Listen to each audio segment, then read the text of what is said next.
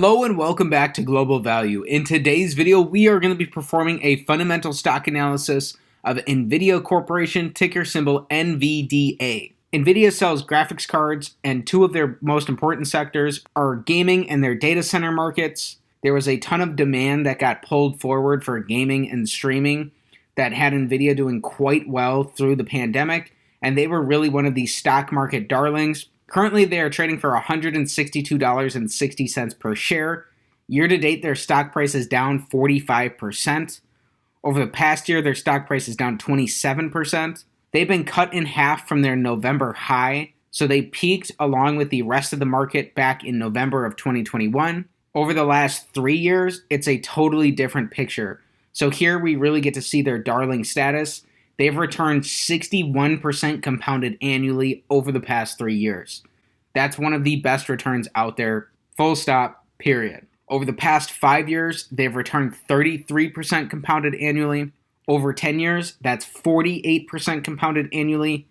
And going back prior to the global financial crisis, over 17 and a half years ago, they've done so well that you can barely see their chart here. They've returned 30% compounded annually for the past 17 and a half years.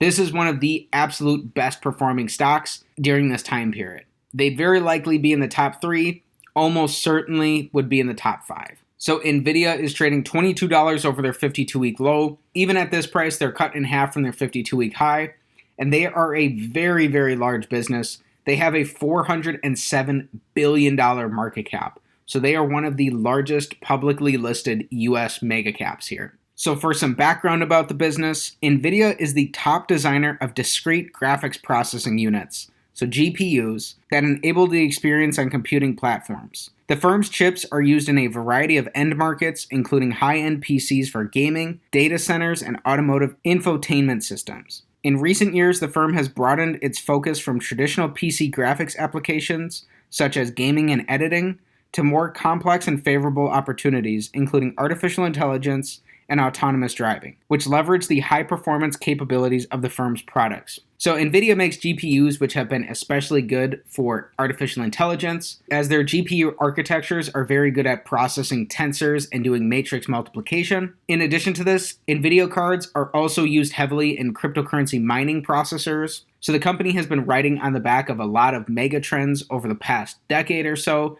and these are likely to continue into the future. NVIDIA Corporation was incorporated in 1993 and is headquartered in Santa Clara, California. So for our fundamental analysis today, we are going to be performing the Select 6 analysis, taking a checklist-style approach of the 6 standard financial metrics to look at for a business to come to a holistic and beginning understanding of NVIDIA based off of their business fundamentals. So this analysis is still a work in progress, and it's an opportunity to learn in public. So it will continue to improve over time and get better. So with that disclaimer and this background of NVIDIA, let's get right into our analysis. Starting off with our first metric, we want their average return on capital over the last 5 years to be above 14%. So the average business in the market earns about a 7% return on capital. So by asking for a 14% threshold here, we're looking for businesses that are at least twice as good as average. In addition to this, over the course of decades, a stock is going to return approximately what its underlying business returns, and these business returns are captured here by return on capital. So NVIDIA's return on capital has bounced around and fluctuated a bit over this time frame. Since the pandemic, however, they've been trending upwards, and that has continued over their last 12 months as well. Over this time frame, NVIDIA is averaging a 26% return on capital, which is nearly 4 times better than the average business. So this is going to be a check here on metric number 1. Next up for our second metric, here we're taking a high-level look at NVIDIA's revenues, net incomes, and free cash flows. We're looking for all of these to have grown over the past 5 years.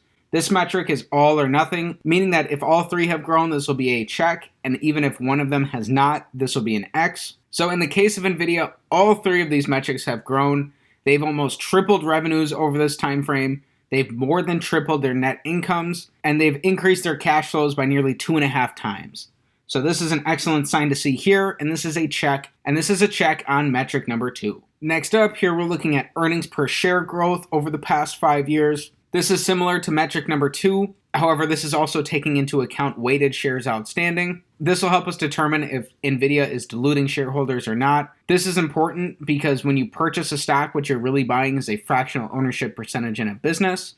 So when a business issues new shares, they're decreasing the ownership of existing shareholders, which dilutes you, ultimately decreases the percentage of the business's profits that you're going to be entitled to. The opposite occurs if a business buys back shares, so they're increasing the percentage of the profits that you'd be entitled to without you having to spend any money on your part. So as we saw in the metric before this, so over this time frame, NVIDIA has nearly tripled their earnings. Over this time frame, NVIDIA has more than tripled their earnings per share, from $1.21 per share in fiscal 2017 to $3.85 in fiscal 2021.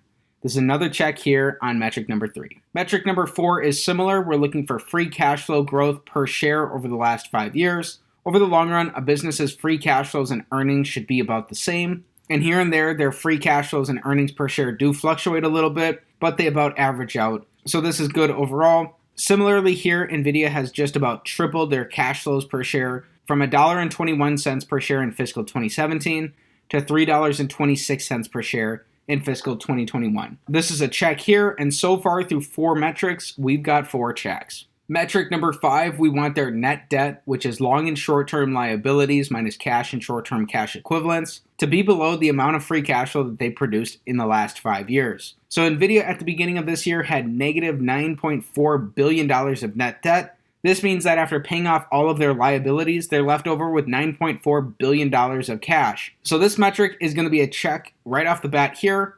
Over this time frame, they've also generated $23.1 billion of free cash flow. So this is an excellent sign for NVIDIA. They've got a very strong balance sheet, and the business is very strongly cash generative. The fact that they're able to produce these large cash flows is excellent because a business's abilities to produce free cash flows now and until Judgment Day, discounted back by some reasonable interest rate, is ultimately what that business is going to be worth.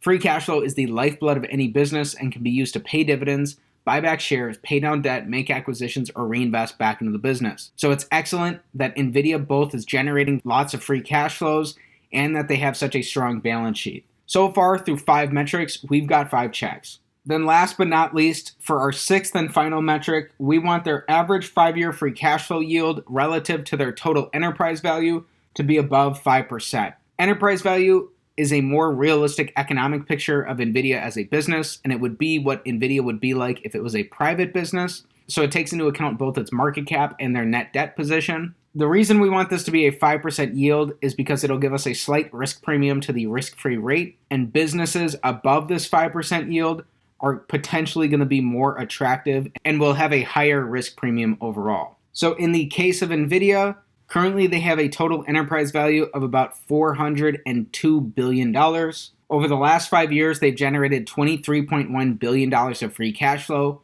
which works itself out to about $4.6 billion of free cash flow in an average year. So when we divide $4.6 billion of free cash flow by their enterprise value of $402 billion, that gives us about a 1% average free cash flow to total enterprise value yield. This is going to be our only X here on metric number 6, an accurate way of coming to a reasonable beginning valuation for NVIDIA as a business. Then it looks like NVIDIA does not have a margin of safety here. This is actually a smaller yield than what the 10-year Treasury is currently offering. Then here we're looking at NVIDIA's dividend profile. Currently, NVIDIA pays out a very small dividend yield of only 0.09%. That is a very small yield, well below the overall market. And as a percentage of the cash flows that NVIDIA is bringing in, they're paying out a very small amount of that as dividends. So their dividend looks like it is in very healthy shape and it is well supported by their cash flows. They're paying out only very small amounts of their cash flows as dividends currently. They have plenty of breathing room to continue expanding this into the future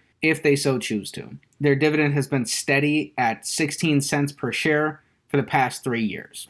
Then here we're using a discounted cash flow model to come to a potential fair value for NVIDIA, using a growth stage of 10 years and a 20% growth rate, which is in line with their historical growth rate for free cash flows, and then using a terminal stage for the next 10 years after that with only a 3% growth rate, so assuming that it hits about the rate of inflation over that time frame. Then based on those historical assumptions, at today's prices with NVIDIA, starting with their free cash flows that they're producing per share today and adding in their tangible book value, you could reasonably expect about a 4% return from NVIDIA at today's prices. Keep in mind that these are based on historical growth numbers. You need to either validate or invalidate these numbers for yourself through your own research as you learn more about NVIDIA as a company overall. If instead you are looking for a 10% rate of return from NVIDIA today, using these same growth assumptions, which again are based off their historical averages over the past 23 years, then you would want the company to be trading at about $90 per share to expect about a 10% rate of return going forward on NVIDIA. This is not necessarily an accurate way to project the company out into the future, but it does give us a baseline. And so based off your research into the business, so a discounted cash flow model is going to be all about your inputs, and based off your research into the business, you can either increase these growth rates or shrink them. The other thing to mention here is that this discounted cash flow model and this fundamental analysis overall are not investment advice. They are not a buy or sell recommendation of any security. And before making any investment decision, you should both do your own research into a business, as well as consult with the properly registered financial and legal professionals. So this is just an estimate based off of their historical growth numbers. So in summary, NVIDIA checks the box on 5 out of 6 of our metrics. Currently, NVIDIA is earning returns on capital that are about 4 times that of the average business. Their revenues, earnings, and free cash flows have grown over this time frame, and they've also grown those per share metrics. Then the business has $9.4 billion of cash left over after paying off other debts. However, based off their total enterprise value, the business is only producing about a 1% average free cash flow yield. This implies that there's a lot of growth in their free cash flows priced into their current market cap right now. And then based off of historical assumptions that you need to check for yourself, based on today's price, it looks like if those historical assumptions hold up, then you could expect about a 4% return from NVIDIA over the next 20 years. In addition to this, we also found out that they are paying a very small dividend yield, and the amount of dividends that they are paying is well supported by their cash flows. They have a very small dividend payout ratio as well. So again, this type of analysis is not financial advice. It is not a buy or sell recommendation of any security. Instead, it is a holistic beginning understanding of NVIDIA as a company that really serves as a starting point to determine whether or not it's worth your while to dig in here and learn more about NVIDIA as a company overall. If you're interested in NVIDIA, I highly recommend diving into the company's 10Ks and reading through their recent earnings call transcripts to come to a better understanding of what the business is currently experiencing and how management is thinking about capital allocation and the business's prospects going forward. Again, it's very important that you do your own homework. As a value investor, you want to understand a business as if you owned 100% of it and truly know all the ins and outs of the business and understand its essence. And before making any sort of investment decision, it is very important that you consult with the properly registered financial and legal professionals and that you are basing your investments on sound professional advice. So with that said, that's it for today's fundamental stock analysis of NVIDIA Corporation, ticker symbol NVDA. If you enjoyed today's video, please be sure to like the video, subscribe to the channel for more stock analysis videos, and comment down below what business you want me to take a look at next time. Thanks for learning about NVIDIA with me, and have a great day.